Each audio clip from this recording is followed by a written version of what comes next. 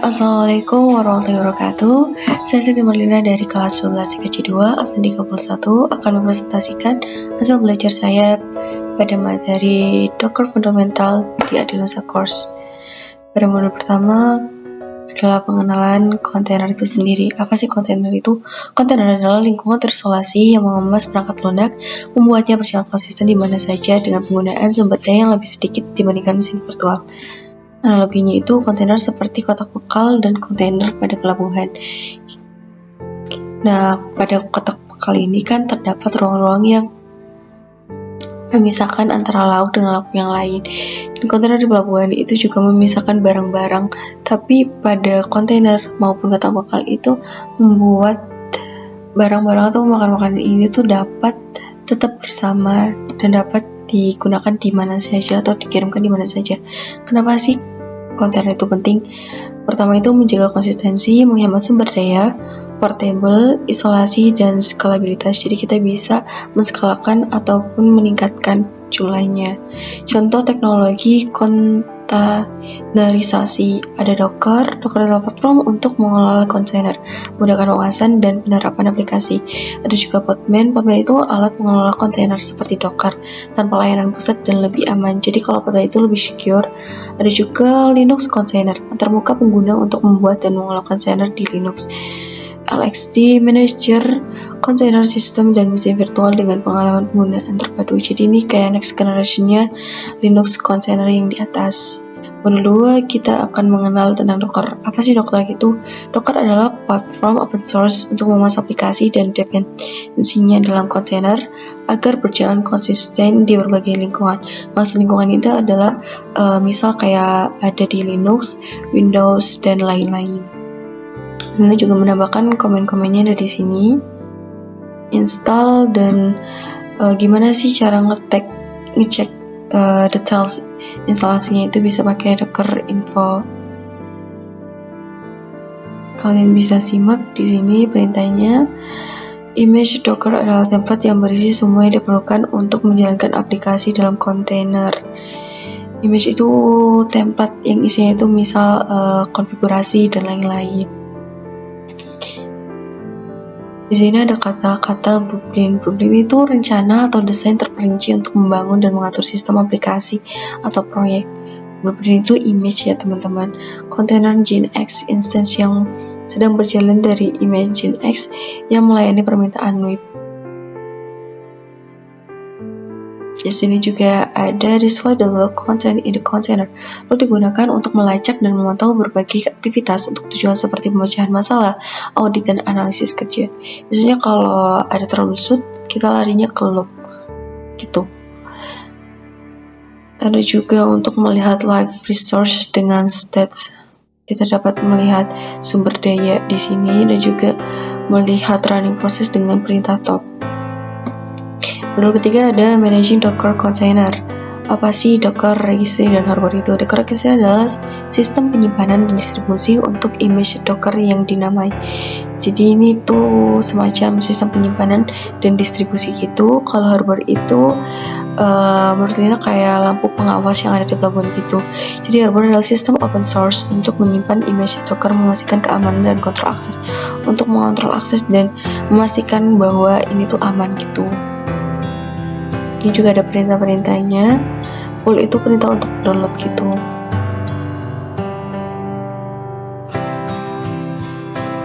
Create a WordPress container and connect to the database container. Nah, gimana sih cara connect-nya? Connect itu pakai perintah min-link gitu. Perintah docker image rm bisa diganti dengan docker rmi atau rmi gitu. Dan for stopping a running container forcefully. Gimana sih cara nge-stop kontainer yang sedang berjalan secara paksa itu dengan perintah kill. Juga bisa dengan kill min as like kill. Ini tuh untuk mematikan juga sinyalnya gitu. Docker volumes. Volumes adalah cara utama untuk menyimpan data dari Docker container dikelola oleh volumes lebih fleksibel dan mudah diatur dibandingkan dengan payments. Driver volumes itu apa aja sih? Ada SSHFS. Nah, SSHFS itu untuk memasang jarak jauh ke kontainer melalui SSH. Ada juga NVS, berbagi dari ke jaringan untuk akses bersama. Ada juga CIFS, protokol berbagi ke jaringan. Ini tuh paling sering digunakan di Windows. Ini juga ada initial setupnya, pakainya plugin install dengan grant all permission SSHVS dan lain-lain. Nah, ini tuh min all itu is applied for as option. Min all itu kayak laman gitu untuk menambahkan option, misalnya option password dan lain-lain. Kalau di sini Nginx itu menjadi salah satu contoh kontainer ya teman-teman. Create a service which creates an NVS volume. Di sini kan NVS ada 3, NVS 3 dan NVS 5. NVS itu ada 2, NVS 3 dan NVS 4. Perbedaan pas membuatnya itu gimana sih? Pas kerja itu gimana? Nah, perbedaannya itu ada di bagian akhir, di bagian volume. Di NVS 4 itu ada tambahan NVS first sama assign. NVS first itu maksudnya NVS versionnya itu 4, kalau yang version 3 itu nggak dikasih tambahan. Di sini juga ada create CIFS atau Samba volumes. Kalian bisa lihat di sini. Ini ada dari itu address-nya. Ini untuk big data. When the comment completed and the container stops, we are left with a backup of our data. Ini juga cara membuat volume. Ini juga mounting volumes. Mounting volumes dengan cara seperti ini. Kalau misal nih kalian punya masalah sama kontainer gitu, biasanya kita juga menghapus volumenya. Salah satu yang paling sering digunakan adalah Docker volume prune. Ini tuh remove all volumes, jadi sampai akar-akarnya gitu. Jadi ini cocok banget buat kalian yang kontainernya itu punya banyak problem. Jadi bisa ngulang dari awal. Ada juga jaringan Docker. Kontainer Docker bisa saling terhubung atau terhubung dengan sistem lain. Jaringan Docker dapat digunakan di Linux dan Windows.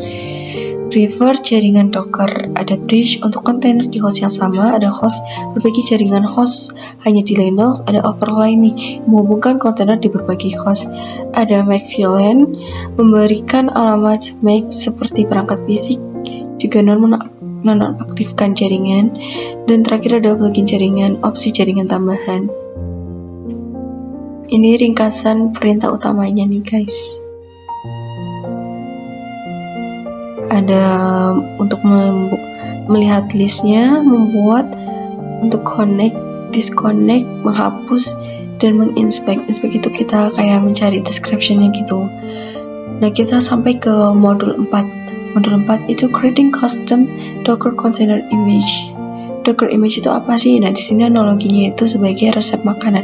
Docker image adalah blueprint untuk kontainer terdiri dari lapisan yang menggambarkan file system dan konfigurasi aplikasi. Jadi ini tuh lebih kayak sesuatu yang rinci dan struktur gitu untuk membangun kontainer. Blueprint untuk kontainer. Ini komennya, dan juga kita sampai ke Docker registry, koleksi buku resep. Kenapa sih dijadiin analogi koleksi buku resep? Karena di Docker registry ini kita bakal menyimpan dan menjerumuskan Docker image tadi atau resep makanan tadi. Docker Hub adalah registry public default, dan opsinya untuk membuat registry private kita juga bisa untuk disimpan pribadi ataupun disebarkan gitu. Manipulasi image container. Manipulasi image container.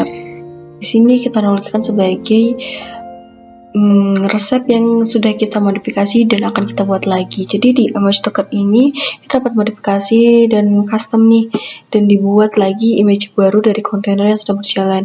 Perintah utamanya adalah commit guys. Dan di sini kita juga bisa kasih tag untuk push ke registry tag image-nya. Ada juga Docker file. Docker file ini semacam daftar belanja, struktur atau petunjuk masaknya. Jadi lebih ke prosedural gitu. Docker file adalah file teks yang berisi instruksi untuk membangun Docker image secara otomatis, termasuk layer seperti sistem operasi, dependensi, dan aplikasi. Ini bisa kalian lihat ada from, label, run, copy, expose, dan comment. Nah, ini ada important comment-nya. Important comment itu adalah build untuk membangun dan juga melihat riwayat build itu pakai Docker history. Meninjau Docker secara mendalam. Nah, from itu buat apa sih? From itu untuk menentukan image dasar, untuk menjalankan perintah, copy untuk menyalakan file dari host ke kontainer. Ada juga expose untuk membuka port tertentu di kontainer. cmd atau enter point itu mendefinisikan perintah yang dijalankan saat kontainer mulai. Docker file memungkinkan penyesuaian penuh Docker image dan otomatisasi pembuatan image sesuai kebutuhan aplikasi. Modul 5 memperkenalkan Docker Compose. Docker Compose itu kita bisa lakukan sebagai meal planner atau perencana makanan. Docker Compose adalah alat untuk mendefiniasikan dan mengelola aplikasi Docker multi-container dengan file yang menjelaskan layanan, jaringan, dan volume yang diperlukan. Kita harus merencanakan makanan apa sih yang akan kita makan siang ini atau nanti malam dan lain-lain. Jadi seperti itu. Ada juga menjalankan aplikasi multi layanan seperti menyiapkan dan menyajikan beberapa hidangan sekaligus. Nah, dengan Docker Compose Anda dapat mendefinisikan beberapa layanan, misalnya server, web, database dalam satu file Docker Compose dan jalankannya semua dengan satu perintah. Sekali klik langsung. Misalnya kita mau pesan apapun di Gojek, kita tinggal pilih paket tersebut. Nah, di paketnya itu ada minuman, makanan, dan hidangan penutup juga, misal kayak gitu. Membangun image dengan Docker Compose, menyiapkan semua bahan sebelumnya. Jadi itu lebih ke prepare dulu. Docker Compose memungkinkan membangun image Docker selama penyebaran guna untuk image custom dalam Docker Compose.yum. Nah, ini cara build atau membangun Docker Compose. Menjalankan aplikasi dengan Docker Compose, menyajikan hidangan. Setelah file Docker Compose.yum dikonfigurasi, Anda dapat memulai seluruh aplikasi dengan Docker Compose, mencakup semua layanan yang didefinisikan.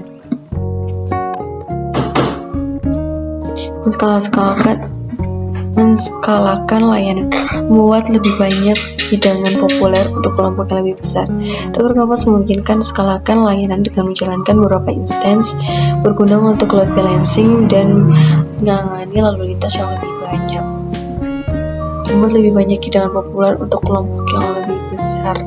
Ini ke skala, jadi misal nih, kalau ada masalah lalu lintas, kita bisa membuat atau menskalakan layanan, menggandakan gitu. Docker Continuous Integration, ada CI using Docker. CI mengintegrasikan Docker ke dalam pipeline. CI untuk build, uji, dan deploy otomatis. Ini memastikan lingkungan yang konsisten dan pemeriksaan kualitas otomatis. Ada juga Docker Hub, Automated Build. Docker Hub dapat secara otomatis membangun dan memperbarui Docker image saat kode di push ke sistem kontrol versi seperti GitHub. Kita bisa pakai boot dan push gitu. Analoginya itu kalau misal kita pakai CI menggunakan Docker itu seperti jalan robot yang otomatis merakit dan menguji produk setiap ada perubahan kodenya gitu. Kalau kita otomatis Docker Hub itu seperti dapur yang otomatis menyiapkan makanan saat bahan baru tiba. Sistem otomatis ini kayaknya sangat dibutuhkan deh nantinya. Ada juga modul 7 itu Docker Swarm dan Portainer. Apa sih Docker Swarm itu? Docker Swarm adalah alat klasterisasi dan orkestrasi bawaan Docker. Alat ini memungkinkan Anda untuk mengelola klaster node Docker dan menerapkan layanan di seluruh klaster. Konsep utamanya itu mode Swarm, membuat dan mengelola klaster node Docker, menerapkan dan menskalakan layanan di seluruh Swarm, load balancing, distribusikan lalu lintas di antara kontainer secara otomatis. Untuk inisialnya Swarm itu kita bisa pakai Docker Swarm Init. Portainer for Docker. Portainer adalah GUI berbasis web untuk mengelola lingkungan Docker. Portainer menyederhanakan manajemen kotakan Docker termasuk cluster Swarm. Konsep utamanya antarmuka atau interface visual menyediakan antarmuka yang mudah digunakan untuk mengelola kontainer, image, dan cluster seperti Docker. Ada juga manajemen memungkinkan penerapan, penskalaan, dan pemantauan kontainer serta layanan. Kalian bisa simak di sini ada komen-komennya. Menjalankan kontainer dan portainer. Gunakan portainer untuk mengelola kontainer Docker, membangun dan mengirim image dari portainer, bangun dan kirim image Docker melalui portainer. Analogi Docker Swarm itu seperti tim bekerja di pabrik yang merakit produk dan membagi beban kerja. Kalau portainer itu seperti dashboard manajemen yang memantau dan mengontrol produksi dari satu antarmuka. Jadi Docker Swarm itu kita ibaratkan sebagai pekerja dan portainer itu si pemantau yang mengontrol produksi dari satu antarmuka. Ada juga modul 8 itu logging driver. Logging driver is a Docker yang merekam log dari kontainer dengan opsi seperti JSON file, syslog, dan point untuk memantau kinerja dan pemecahan masalah.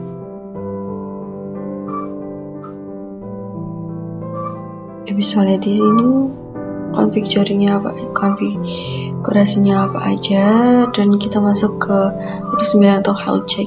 Health check di Docker digunakan untuk memantau kesehatan kontainer. Docker menjalankan pemeriksaan berkala untuk memastikan kontainer berfungsi dengan benar. Hasilnya bisa berupa healthy, unhealthy, and starting. Healthy atau sehat, kontainer berjalan dengan baik. Unhealthy itu kontainernya itu ada masalah.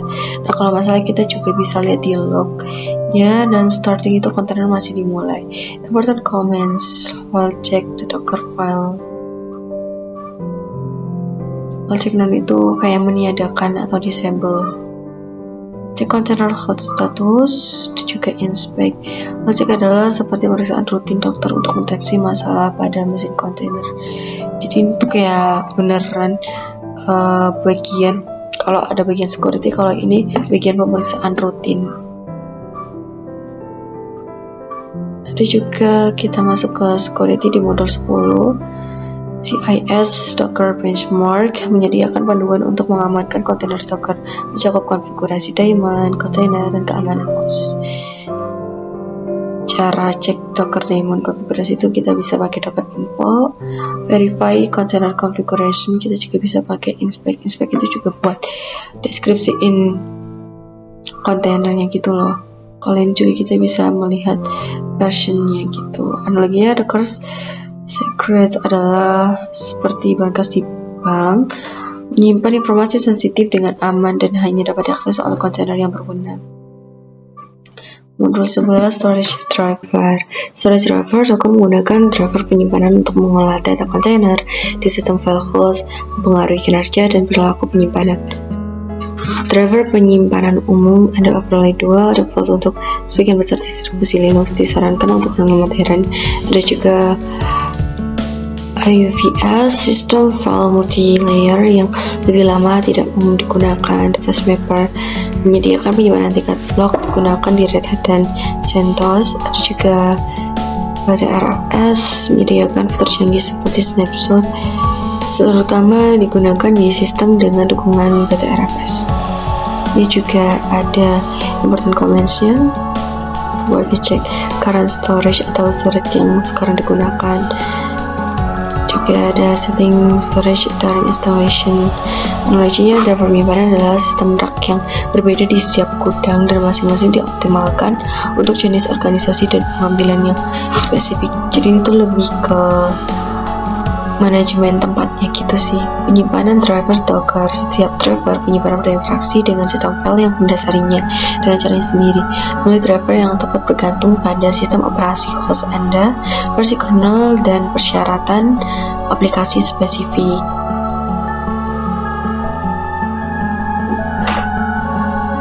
Analoginya itu driver penyimpanan adalah seperti sistem pengarsipan di perpustakaan.